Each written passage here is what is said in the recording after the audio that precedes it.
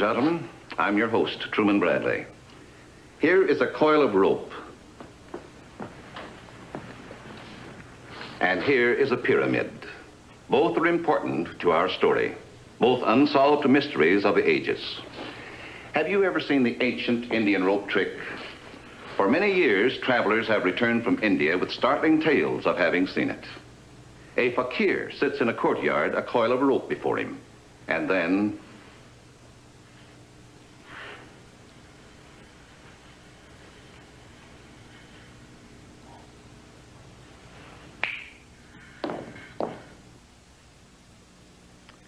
magic or science?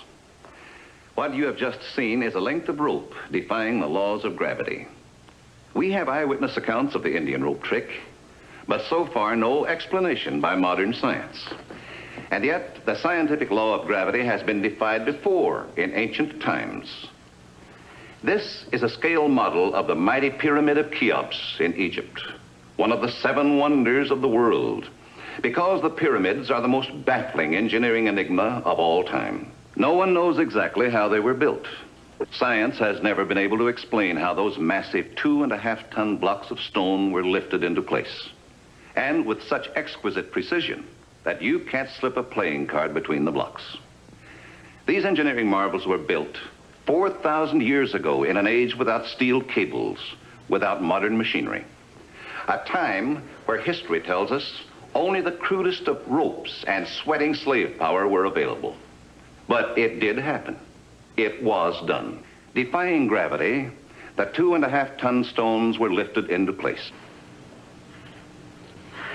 How were the pyramids of Egypt built?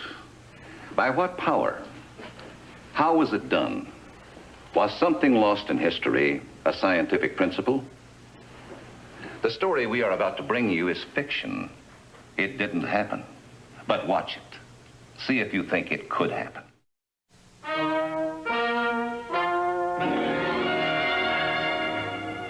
Our story begins far from Egypt and the time of the pharaohs. It starts, as a matter of fact, only recently in New York City, with a man walking along the deserted waterfront late at night.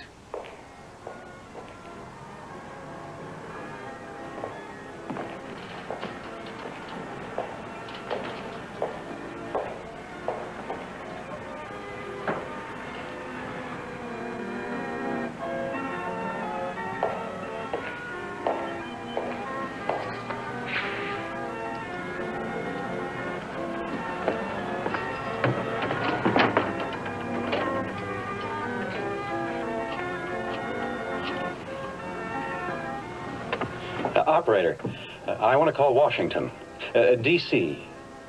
No, person to person. Dr. Victor Berenson. Yes, at the United States Scientific Research Commission. That's right.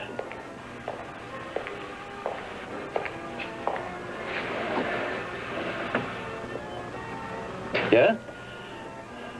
They don't answer?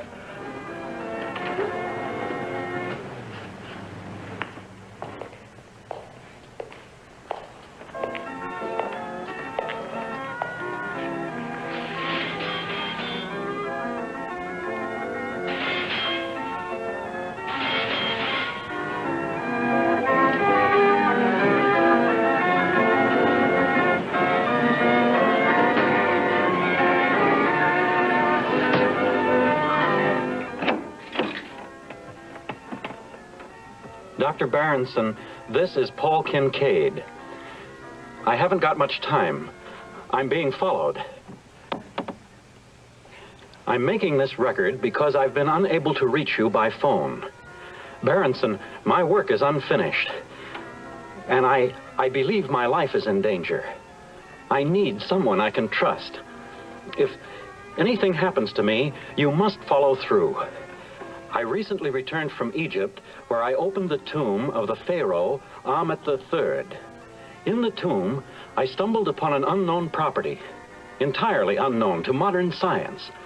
So staggering a concept that it can mean as much to the world.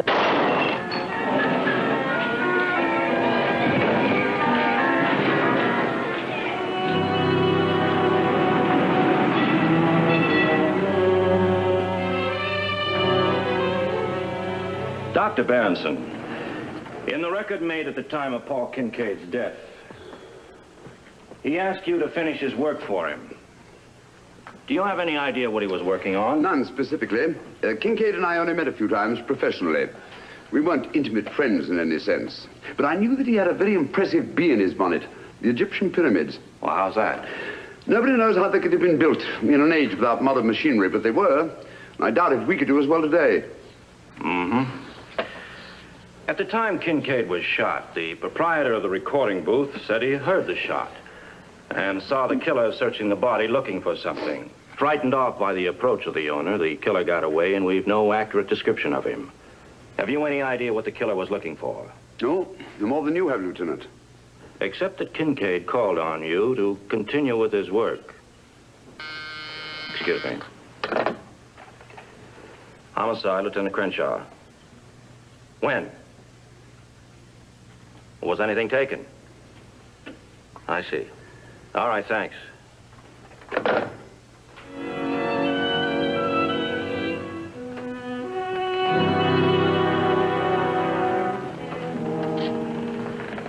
Well, Dr. Archer, the way this museum is guarded, this looks to me like an inside job. Did Kincaid have any enemies? None that we know of.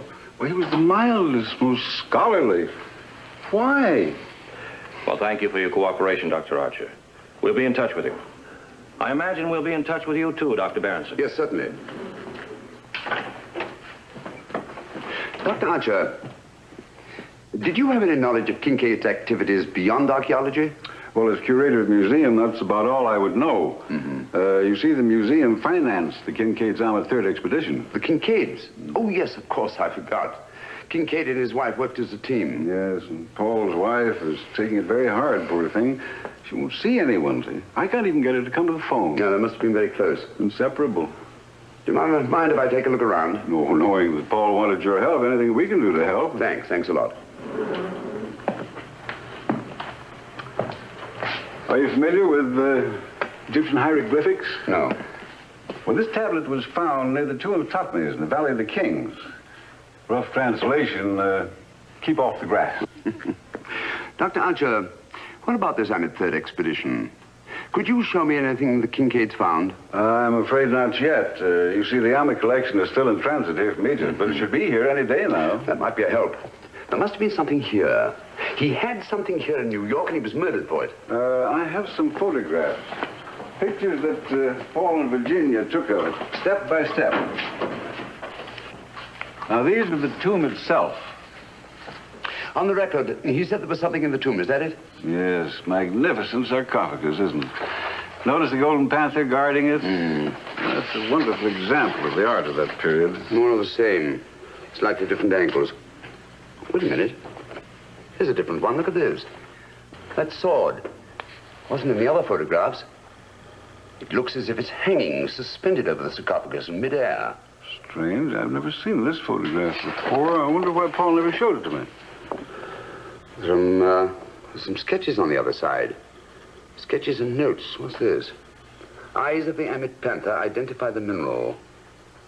Here's a drawing that looks like a force field.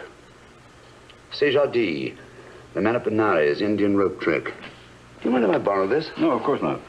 Like Kincaid, I don't believe that sword is being held up by magic.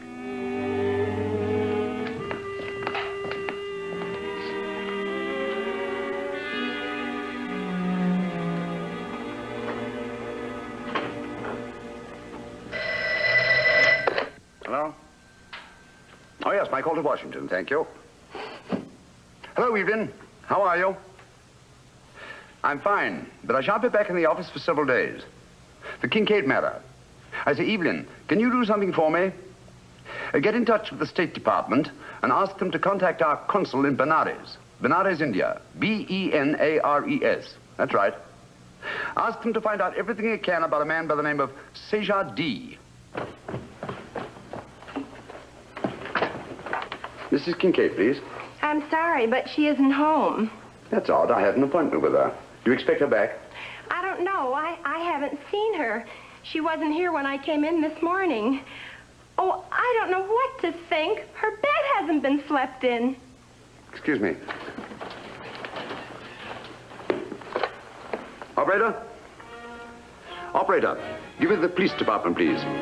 Missing persons.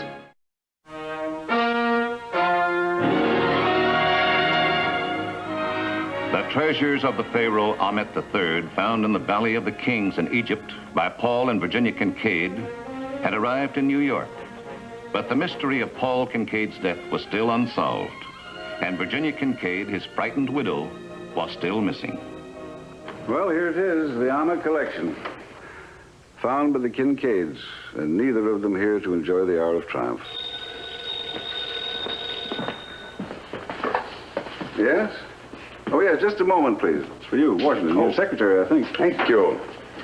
Hello, Evelyn. How are you? Oh, splendid. I didn't think they'd find out so soon. Shungite was a Hindu holy man. What do you mean was? 3 years ago? Oh, that's a great help. Oh, good. Good. Well, that changes the picture considerably. Thank you, Evelyn. Goodbye. Good work.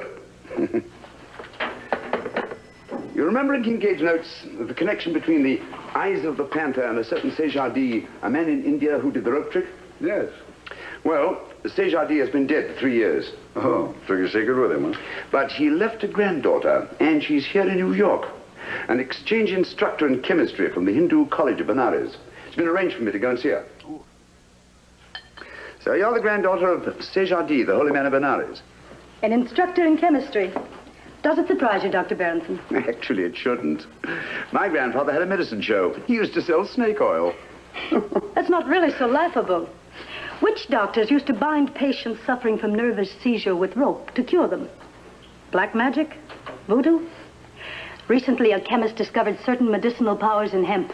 Then let us say, as a matter of scientific inquiry, I've come to ask you about your grandfather. And how he did the rope trick. I've been asked that so many times. Actually, I never saw it. In that particular mystic rite, no women allowed. But from what I have seen my grandfather do, I believe it. What do you believe? I believe there was a scientific explanation that in performing the rope trick, my grandfather and others like him actually were able to cancel out gravity. Did you know an American archaeologist by the name of Paul Kincaid? Dr. Kincaid came to see me several weeks before he was killed. He came here? To inquire about my grandfather's 2 rings. He had tried to buy them in India. 2 rings? What were they like? The stones were very odd, dark green like emeralds. And under certain conditions, they glowed. My grandfather wore them, one on each hand. Did you ever see these rings do anything? Oh, when I was a little girl, Dr. Berenson, I used to read in bed by flashlight long after I should have been asleep. Mm-hmm. And one night, my grandfather came into my room to scold me. And when he did, my small flashlight suddenly gave out a brilliant light. Then you think these 2 rings created some sort of force field? The rings had been in our family for 1,000 years. Now, Dr. Kincaid believed that he had found a similar mineral in Egypt. Where are these rings now? When my grandfather became old and ill, traditionally he wandered off into the desert to die. Whatever those stones are, whatever they're made of, they're lost forever.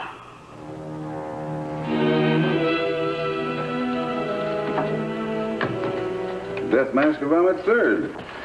Features are those of a very young man. He was a very young man. No more than 18. Ah, Dr. Berenson, I'd like you to meet Dr. Abdullah, the custodian of the Ahmet collection. Dr. Abdullah, Victor Berenson. Dr. Victor Berenson? Yes. I'm glad to know you, Dr. Abdullah. And I'm glad to know you, Doctor. We were discussing your... I see you're admiring the Ahmet panther, Dr. Berenson.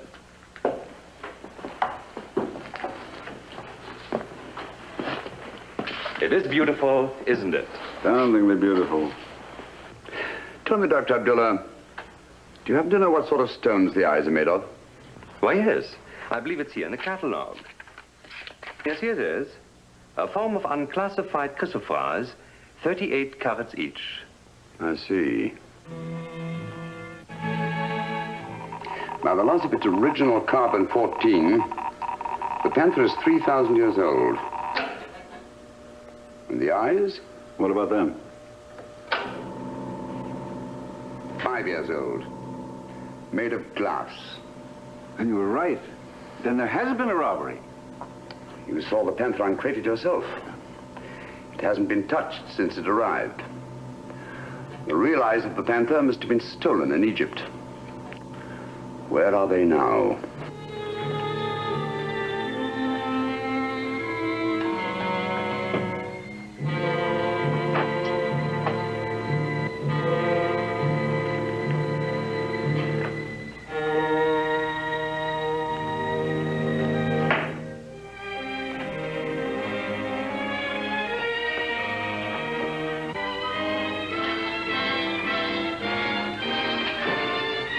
You're not asking me what I'm doing here.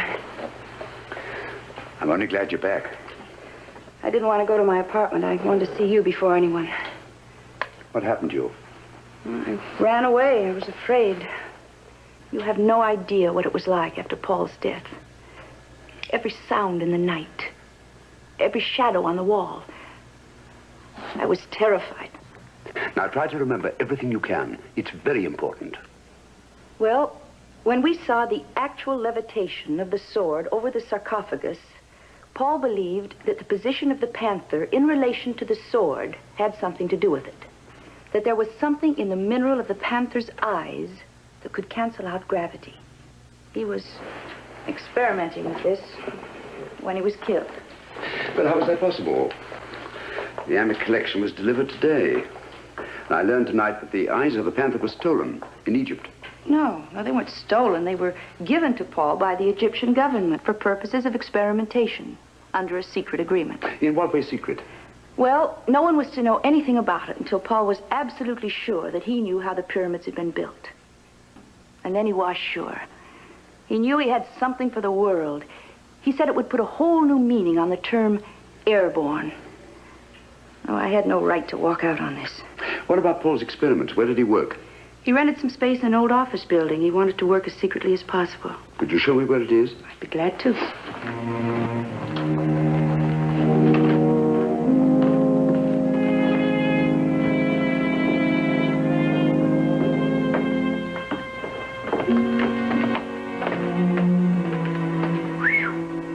Look at this.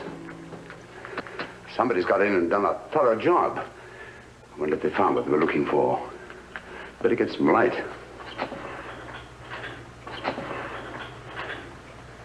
Dr. Berenson. The force field.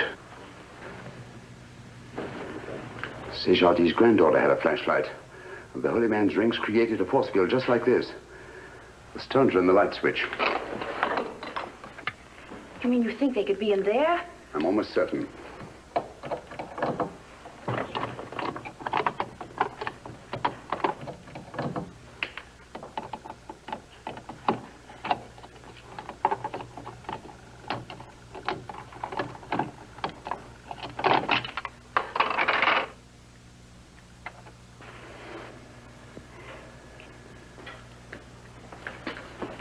Thank you very much.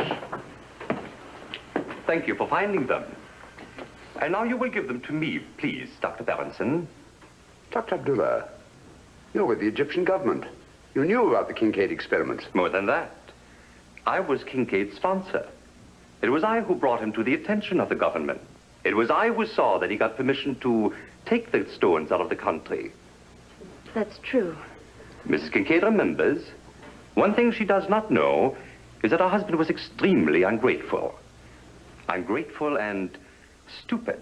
What do you mean? After all, we were, in a large sense, partners. I was approached by a very important combine. They offered untold wealth for the stones. Your husband refused to sell. You killed him? I am not a murderer, Mrs. Kincaid. You're pointing that gun at Mrs. Kincaid and myself. Outside that door, there are many guns. Dr. Abdullah, you considered Paul Kincaid a stupid man. If you're as clever a man as you think you are, I'd advise you to tell everything you know to my government and yours as soon as possible. We are, as you know, demonstrating with the scale model. Through a form of radiation emanating from the mineral in these stones, the eyes of the panther, we're able to throw a beam from each of them. At the point where these two beams come together, the force of gravity is completely canceled out.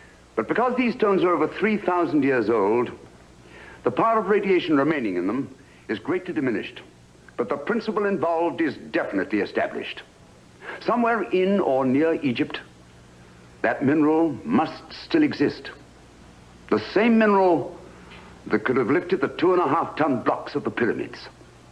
It is our job to find it again.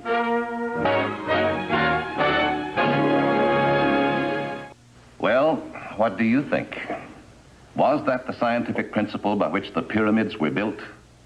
The story you just saw was fiction.